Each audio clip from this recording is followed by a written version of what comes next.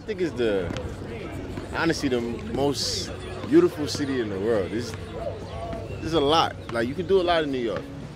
And I feel like there's so much opportunity out here, especially for like creatives.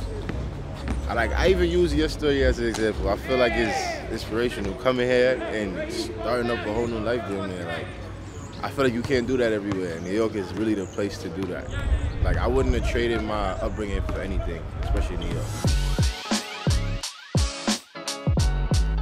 My name is Anthony Telford from Cool Colon, and you're now watching Emergent NYC. When I first started Clue, I was feeding like my cat one day. I had used like a paw from the cat food box. And then I'm like, damn, I wonder how this would look on the sweater. Cause like, you know, when you're younger, you're like, I don't want to wear anything that everyone else is wearing. So I'm like, let me try to make this. I went to a printing shop and I made 2 sweaters. It was a black and gray one to match my black cement 3/8, and then a black and like electric blue or teal to match my electric blue foam posits. I wore it to school and a bunch of my friends were like, yo, where'd you get that from? Like, I'm like, I made it. So me being me at that time, like I always went into business too. So I'm like, I should mix my passion for fashion and business together and see what I can do with it. And then that was the birth of Clue. I went to my parents like, y'all want to start a clothing line? They're like, where'd that come from? And I'm like, shoot, I made this sweater and people were attracted to it. So see what I could do with it. They asked me to write a business plan, or more so like projections. I ended up doing like how much I'll make if I sold this amount of tees, how much a tee per unit cost. And then I showed it to them and they gave me $500. It was my first investment into my brand. So since then, it's just been me trying to work to make it better and start finding a way to pay them back, you know? Beyond the $500, just be able to give them everything, like retirement, everything. So that was the start of it. At first, like Clue was literally, that's the first word that came to mind when I made the Paul logo. People used to associate it with Blues Clues, but I literally didn't even think about it for that reason. I really didn't have a big inspiration behind why I had the name Clue until I created the actual name, Creativity Lives on Excellence, and then it started to make way more sense. Like, I was actually able to describe to people what my brand meant. I actually really want the definition to be kind of like subjective, so I want everyone to have their own definition of the brand, but for the most part, I look at creativity as kind of like it's almost like an opinionated thing, you know? Like, you know someone is a creative, but you may not be into their creativity. So like your standard of excellence for creativity could be different than mine. And that's why I say it lives under excellence, just because creativity can be taken in so many different ways. And it's very subjective, you know?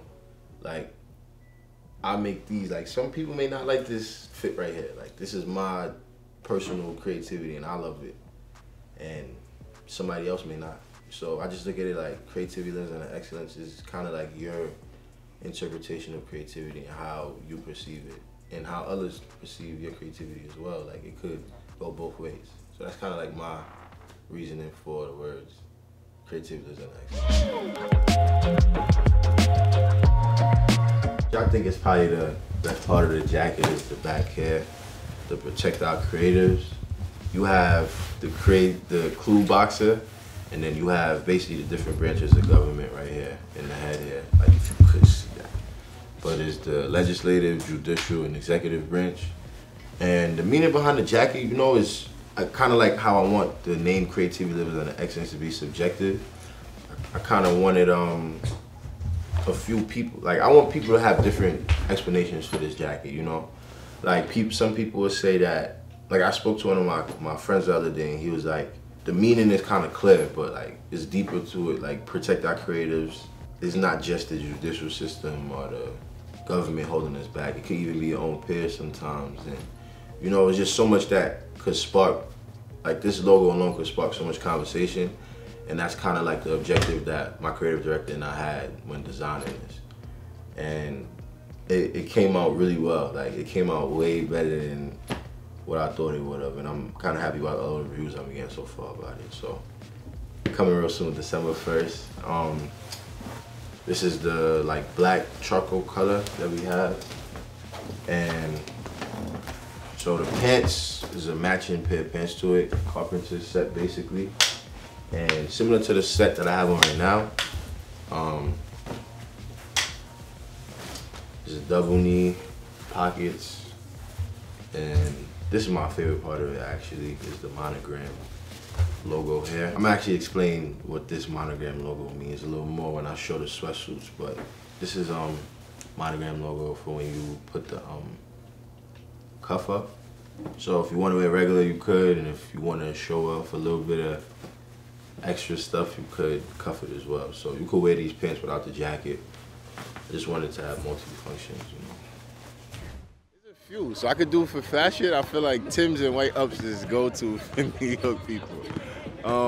Food-wise, I know for me in high school, bacon, egg, and cheese with Arizona in high school was really it. And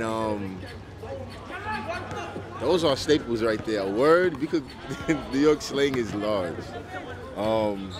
Facts, I don't want to use some of the other words because I don't want to curse, so we leave it like that. Facts is one that I feel like is universal. We use it for everything, literally. Kith and Ralph Lauren are probably like my two favorite brands. I feel like Ralph Lauren is kind of like the GOAT of designing. I don't think he gets like the recognition, but his brand is like, it's so many layers to it. It's like an onion almost. Like he had Ralph Lauren, Lauren by Ralph Lauren, Polo by Ralph Lauren, Denim Supply, Black Label, Purple Label. It's like, he literally has something for everybody. And Kith is just the story of him, like seeing it in my own eyes, him going from Atrium to having a flagship store in Soho. It's kind of like, that's inspirational, it's crazy. Like, he has collabs with all of the biggest brands and the biggest just companies. Like Coca-Cola collab is just crazy to me. Like being able to have that, just him having that influence and be able to make himself so marketable to the point that they want him to do work with them. And Ralph Lauren just being that monarch, I feel like, of fashion in New York, and being from New York, and it's crazy. Like those two are my biggest inspirations. And I have like a few like black owned brands that I appreciate, like all the work that they do as well, like Visionary, Noma, Envy, P. There's a bunch of like small black brands. That's all I wear, honestly. Is like, there's a lot of brands that I look to for inspiration and just appreciate the work that they're doing. So hopefully y'all watch this and y'all see that I appreciate y'all, for real. Keep doing what y'all doing. I aim to like make clothing that I feel like timeless. Something that you could wear for more than just like one day. Like I want you to be able to wear it. You know, like certain pieces you buy just for one outfit. Like I don't want that. I want my brand to be like everlasting. So every time I design something, I kind of try to think about it, of the longevity of it, like how it's gonna keep up material wise. Is it a super trendy item, or is it something that could transcend throughout? Because you know, fashion changes so often, so it's like you have to keep up in some kind of way, but you also have to make pieces that make your brand unique to fashion. Like you have to contribute something. So that's kind of like the ideas that come to my mind when I do design. And so before I was a one-man team at one point, and now I have my creative director, and I honestly could say like it's probably one of the best additions that I've ever made to anything in my life. Because like this is my baby. Like this takes a lot of my time. So having somebody that's as dedicated as me to designing, it makes it so much easier. And we just able to ping pong ideas off of each other and coming up with some fire stuff so far. So I can't wait to show you. Like can't wait to show y'all like just everything. Beyond the full collection, we got a lot of stuff planned. So.